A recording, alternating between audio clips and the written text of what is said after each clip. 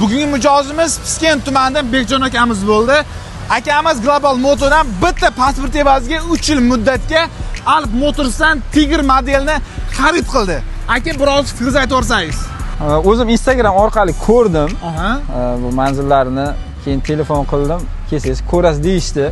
Kelib o'zim ishonmaganim uchun kelib ko'rdim. Haqiqatan ham shunaqa bitta pasport evaziga oldim. Mana o'shani olib endi xudo xolisa bugun olib ketyapmiz. Xudo xolisa sizlarga ham tavsiya qilaman. Shu yerdan olib ketishni. Demak, ishonmaydingiz bitta pasportga berishingizga? Boshda ishonmadim to'g'risi. Haqqoniy pasportga. Haqqoniy, hammasi joyida. Aka, bizning sovg'amiz bor aka. Biza Makite hamkorimizdan aka sizga sovg'amiz aka. Bu ham futbolkamiz aka. Yaxshi kunlari haydang aka. Xudo xolasa Global Motorga kelaverasizlar. Global Motor zo'r.